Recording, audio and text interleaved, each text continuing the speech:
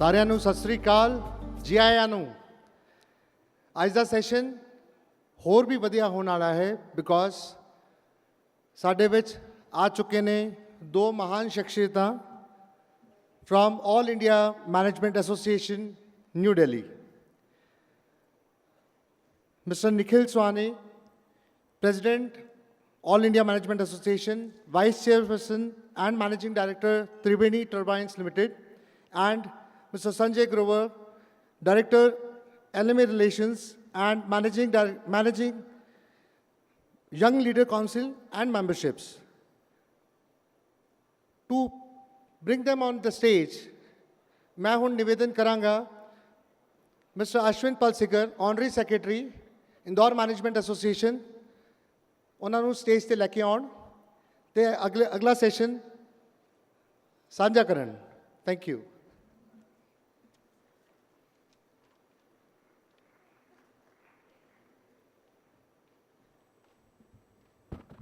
Thank you Jagwant. आपकी बातें office में और यहाँ दोनों जगह समझ में नहीं आती है। So I'm here to do the valedictory session, and we are very proud that we have two distinguished guests as we close this evening before Atul Khatri's session, which will happen immediately after this. They say that behind every successful man there is a woman. So likewise, behind every successful hero there is a villain. So we have the first villain, but of course today he is not here in that capacity. So we have Mr. Prakash Belawadi. May I request Mr. Sawan Ladda to escort him till the stage? Now, behind the success of this event is IMA. And behind the success of... Thank you, sir. Behind the success of this event is IMA. And behind the success of IMA is AIMA. So may I welcome the president of AIMA, Mr. Nikhil Sawhney.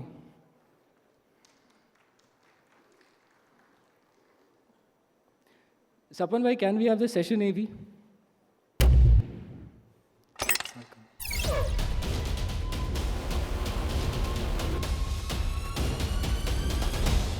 Session 5. Thank you.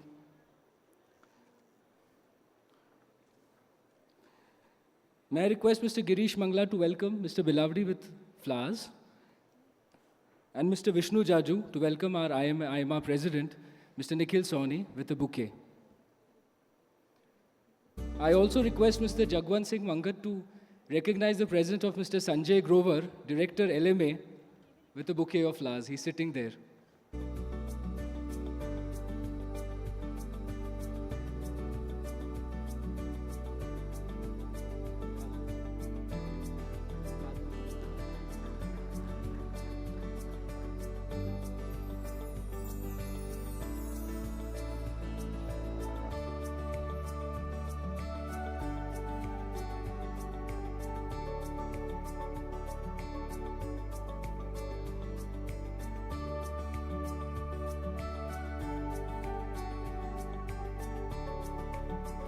Thank you Girish bhai, thank you Vishnu. Video introduction of Mr. Belawadi. Can we play the video?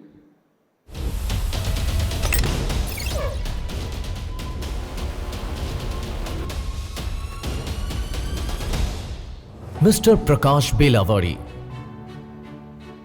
In the heart of Bangalore, amidst the vibrant tapestry of culture and creativity, emerges a beacon of inspiration, Prakash Belawadi. A multifaceted luminary, Prakash Belawadi embodies the essence of artistic brilliance, social activism, and unwavering commitment to change. Born into the lineage of theatrical legends, Prakash's roots in the arts run deep, nurturing his passion for storytelling and performance from a tender age. His journey is adorned with prestigious honors, from the National Award for the Best Film to the coveted Helpman Award for Best Actor. But beyond the glitz of accolades, Prakash is a relentless advocate for social progress. He stands tall as a founding member of Citizens for Bangalore, tirelessly championing citizens' rights and governmental accountability. His eloquence transcends stages and screens, igniting minds and stirring hearts with his profound insights and impassioned speeches. A steward of the earth, Prakash spearheads the Rotary Avni Ecology Festival, fostering awareness and action towards a greener, more sustainable tomorrow. Prakash Belawadi, a luminary whose brilliance illuminates our world, inspiring changes, shaping narratives, and leaving an indelible mark on the canvas of humanity. Ladies and gentlemen, please welcome the epitome of artistic excellence and social consciousness, Prakash Belawadi. Welcome, sir, all ears. And next time when you travel to Bangalore and you're able to complete your work in time and more importantly catch the Indigo flight, which hopefully should not get late, you must thank him for that.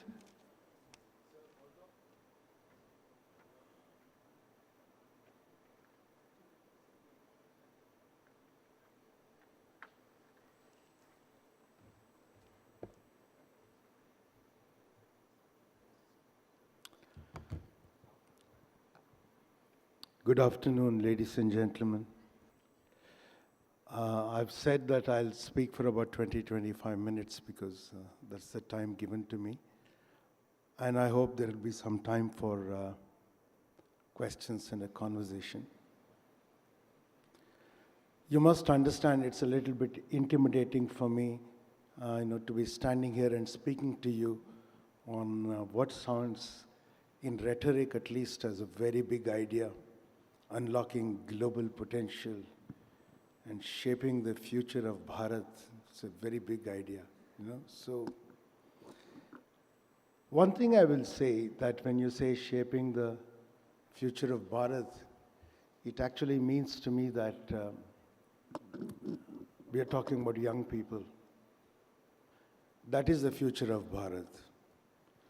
And what I'm going to say is going to be if at all relevant, it will be relevant to, firstly, young people, and secondly, to people who are even of my age, to understand older people who are not in college, who are in careers and enterprises now, for them to realize that the way we were doing business before will no longer be, in most cases, optimal or even useful. I think I'm very pleased to just say in front of you that I feel proud to be in an India where you have such an articulate young person heading, the All India Manufacturers Association, Management Association. If you have such articulate, skilled young people who can actually make the cause for India heard, as well as actually realize it in their own enterprise, no greater promise of a better future is there than that. So, thank you, Mr. Sawhney, for that wonderful speech. I don't do prayer because I become self-conscious. Because I'm not sure if there is an Almighty, and if there is an Almighty, I know that there is something that created creation. So, but I don't know if that there is an Almighty who is listening to my trivial, puny problem, So I feel embarrassed, so I don't pray. But I want to tell you, this much is true. We have been dealt a hand already, each one of us personally. That means you're sitting on the cards table, and the cards have been dealt, and you have to play this. You can say that person is lucky, has a better hand, but there's nothing you can do about it. That's the game. Some of us come from rich families, talented families, powerful families. Some of us not so privileged. But that's what it is. You play the hand you get. And you can say while you play, you can be drawing cards as you go on, which will change your luck, but it's not in your hands. It's not something you do. It's something that comes to you. But when an opportunity comes to you, for you to even recognize that it's an opportunity, you have to be prepared. Otherwise, what does it mean? When Auguste Kekulé, the organic chemist, this is a story I read when I was I was a big Asimov fan. And he writes this story to prove this point that it is actually 99% perspiration, and maybe 1% luck. So he says, when he was really trying to crack organic chemistries, it's God's chemistry, it's very difficult to understand. So when he was sleeping one night, after thinking about it for so long, he got this nightmare that the snake swallowed its own tail. And he woke up from his sleep. You can Google this story, is there. So he got up and he said, that is the oxygen, link.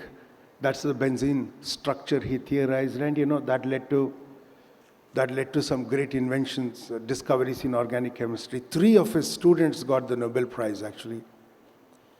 However, if you're not prepared, if I'm sitting at home and I get a nightmare that a snake swallowed its tail, I'll probably conduct a Naga Puja or something because I'll get scared.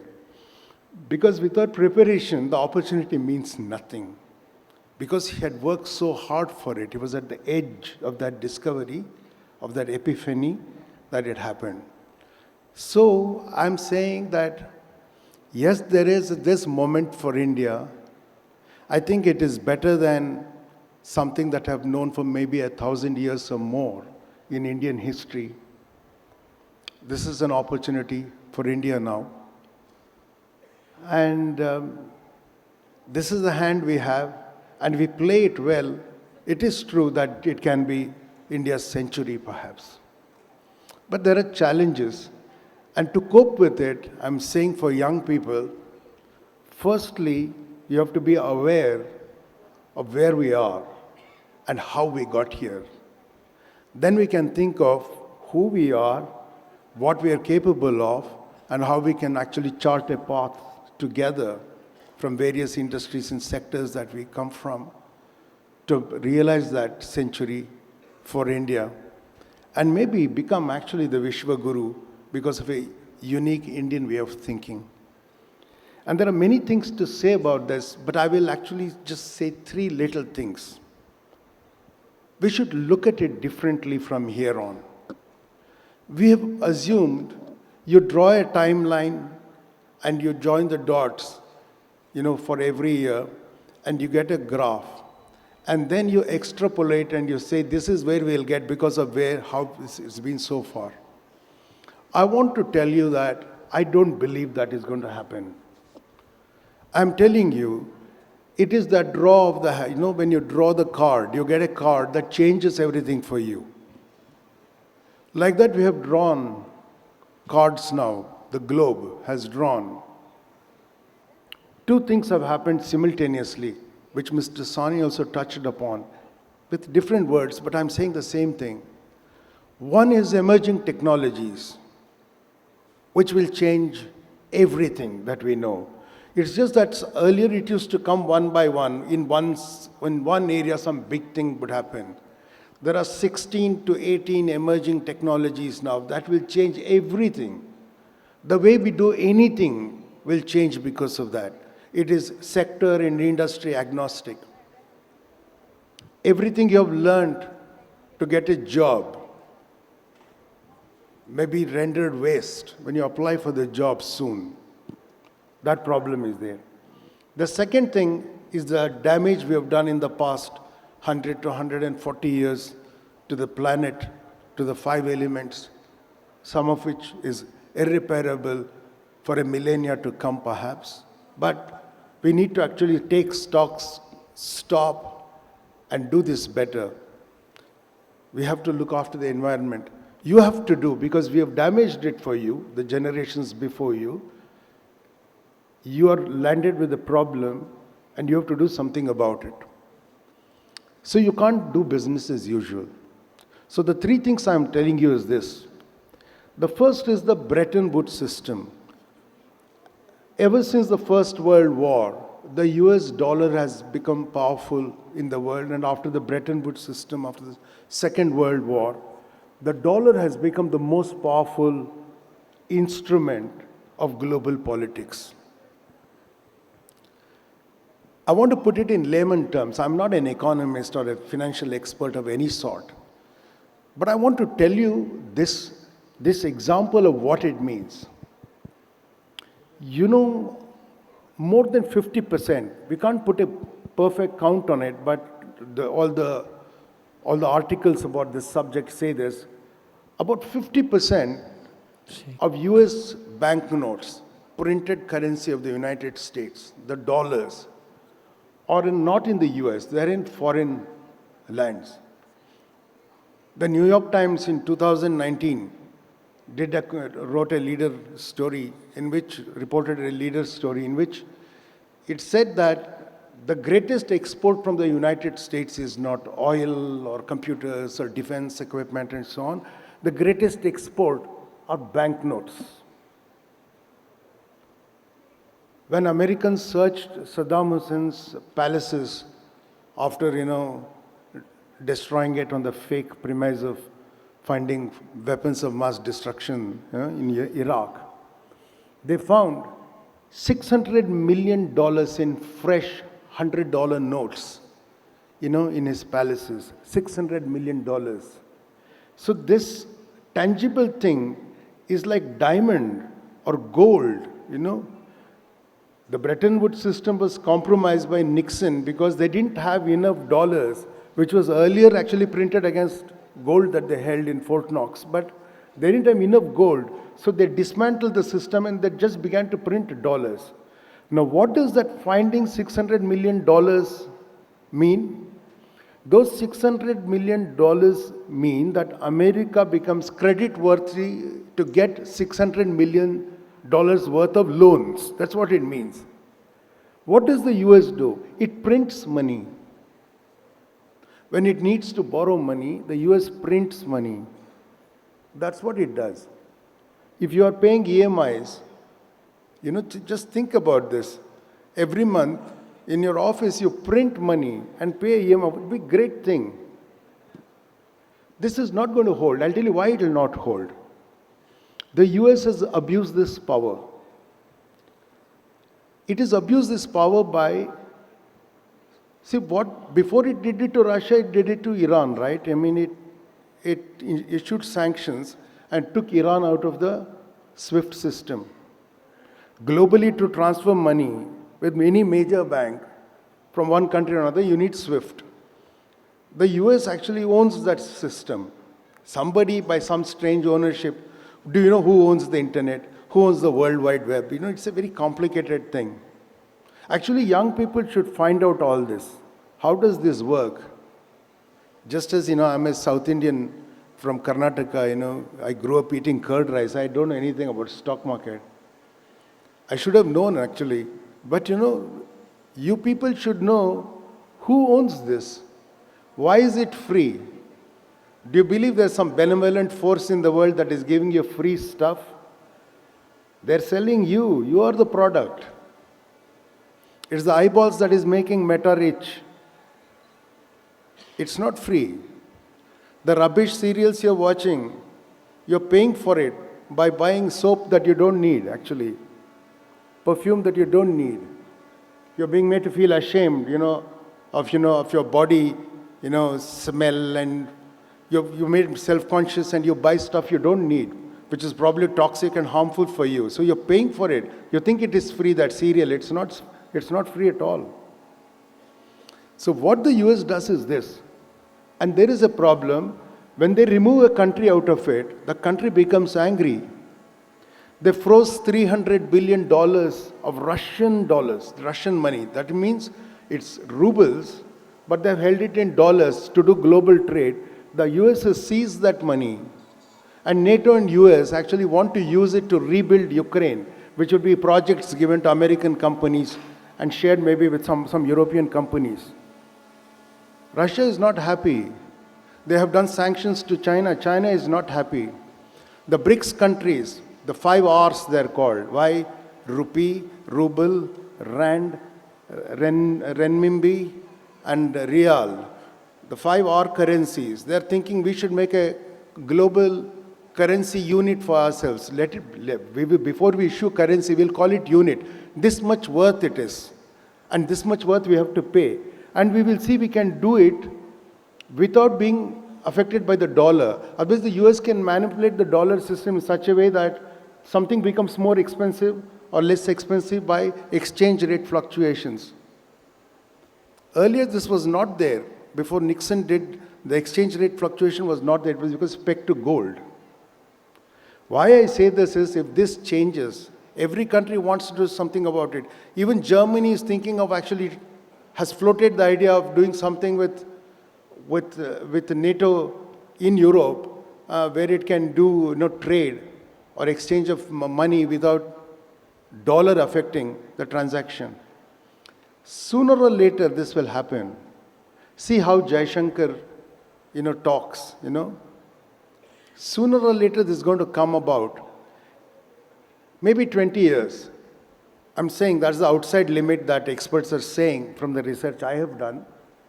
But 20 years is not much for a person who is just in college. There are people here in their 20s, early 20s.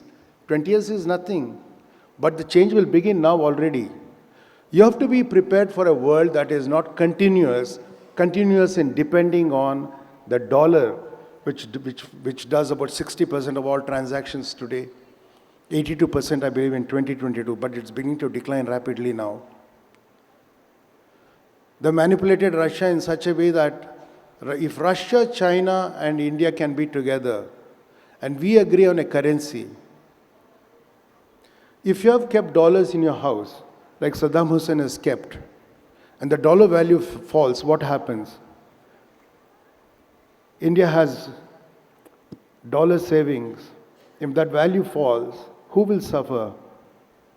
So if the US can manipulate the money, that exchange rate as it wants, I want you to think about it. If you are self-sufficient, if you can realize that Atmanirbharata to some critical extent, we can actually take the risk of annoying the Bretton Woods compromised system, and we don't have to depend entirely on the dollar in the future. This is one thing I'll tell you.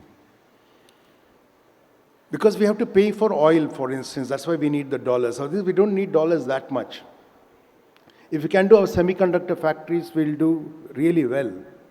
And some other things, I don't want to elaborate on it, okay? But we have to look at a future where there may not be fossil fuel dependency as much as we have now. The second thing we must look at is emerging technologies. Today's newspaper is carrying this. CEO of NVIDIA. NVIDIA, the graphic processor units that they're making are actually critical, it is at least understood, for generative AI for foreseeable years. Suddenly, NVIDIA's stock, its value has gone up so much, it's beaten the economy of Canada. That big it has become, Suddenly, in a couple of weeks, it became that. I'm talking about trillion-dollar companies. Think about this, okay? More than $1 trillion. I know Jensen Huang, the CEO of NVIDIA, reported today, yesterday he said that, I'm telling parents here and young people here, he's telling that don't learn coding because AI can do better coding.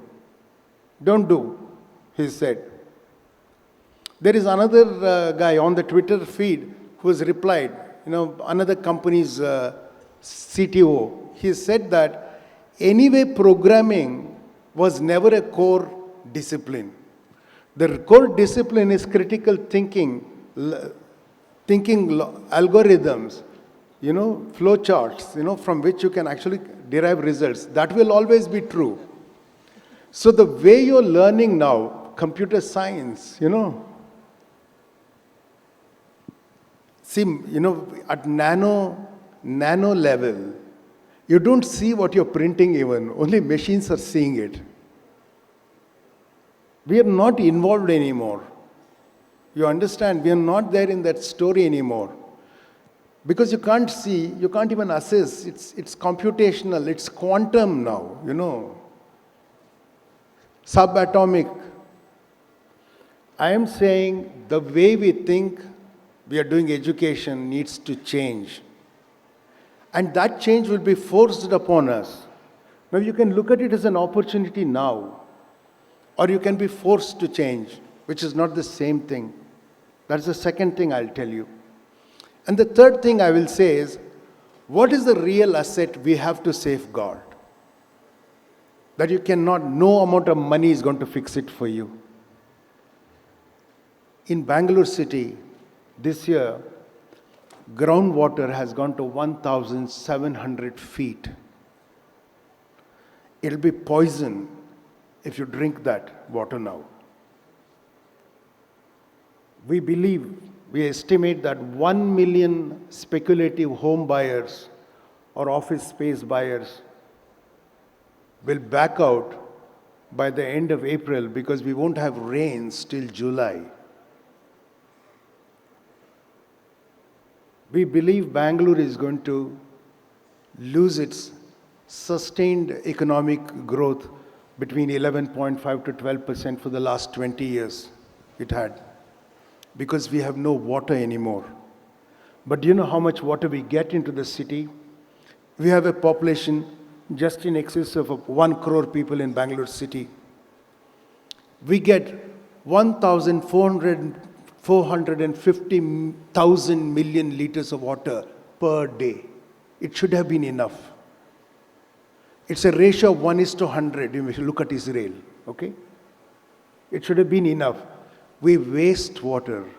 We don't care. This is the problem. We are not aware. We are not prepared to live better.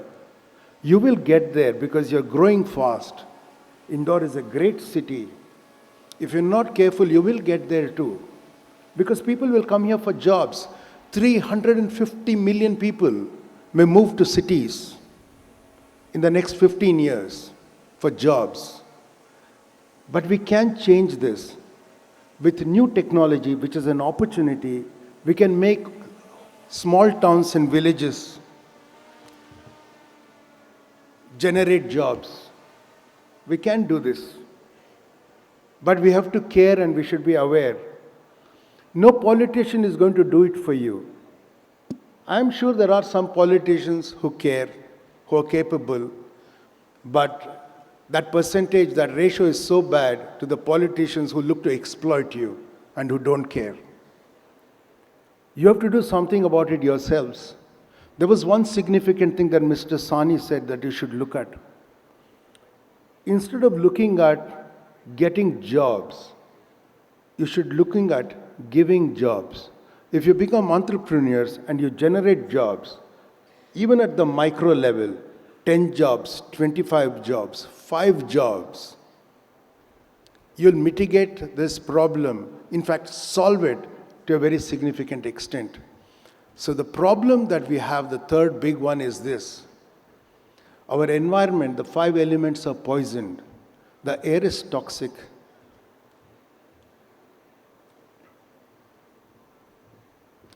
Yeah, I'm going to conclude this session, okay? I just looked at it's 20 minutes. The air is toxic. The water is toxic. The soil is ruined. It's become saline. It's become acidic because of extensive use of fertilizer. Unless we change the way we live altogether, we're going to suffer a lot. I'll finish with this idea. We can change this moment of crisis into an opportunity. We can indeed become Vishwaguru, because in all the philosophies of the world, it's only in India that we say, from Sanatana Dharma itself, from Jainism, from the Jaina philosophy itself, that we are nature. Nature is not there for us to exploit. We are nature. There is no other. We are made of the same 5 elements. Humans have a gift, not just of consciousness that all life has, even animals have. We have the gift of conscious consciousness. That means we know we are conscious. You know? We can change. We are not just instinct. We don't have a consciousness of just instinct. We can think, reason, and be better. And we can look at that opportunity and create a model for the world. It's a responsibility as well. Among the global families, we are the largest family. We've beaten China with our population. We matter to the world. We can decide to matter to the world either as a problem or as a solution. It's for us to decide. Thank you.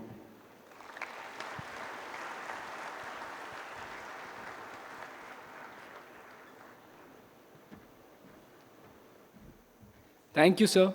The session was wonderful. I'm supposed to summarize this session. It's very difficult to summarize a 2-day power-packed session. But this is the first conclave where I think we've used the word Bharat many more times than we've used the word India. So I think that is an achievement that we've used the word Bharat. So my only takeaway from this is that, ladies and gentlemen, we all have arrived and we are here to stay. So that's our only takeaway from this session. This conclave cannot be done without the support of the Secretariat. So can I call people from our Secretariat onto the stage? So I'm calling you guys, please assemble here on the stage. So Jagwant Singh Mangat, Seema Arora, Reber, Raza, Ayushi Gaur, Yash Jaiswal, Prakash Mehra, and Mr. Devilal Purohit. If you can quickly assemble on the stage. And let us all hear for this team, because it is this team which has worked tirelessly. Seema is just coming onto the stage. So, everybody wanted to click a snap with the Maharaja of Udaipur, the Prince of Udaipur. The Prince of Udaipur said, I want to click a snap with her. Because even at 10 in the morning, 6 in the morning, 12 at night, whenever the team would call, she would pick up her call. And, it was her son Hriday's birthday 3 days back, and she gave him exactly 5 minutes, which was in the parking lot of Nakshatra. I think each member from this team has contributed. I don't know where Jagwant is. So, we must clap for this team. Nikhil, they wanted to have a snap with you because you are the celebrity for them. You are the All India Management Association president. Mr. Grover, if you can quickly come onto the stage for a snap, we would love for you to join us for a snap. One of the speakers told us that we are very happy. We can do away with the music so I can complete a few things. They have a flight to catch, so no music needed. One of the speakers told me that we are very happy to come to IMA because there is no politics. So I must thank Mr. Naveen Khandelwal. He's here. Normally he never gets noticed. So he's created a culture of competition of not taking credit. So people compete with each other in the EC that who is taking less credit. And he's created that culture. He's standing right there.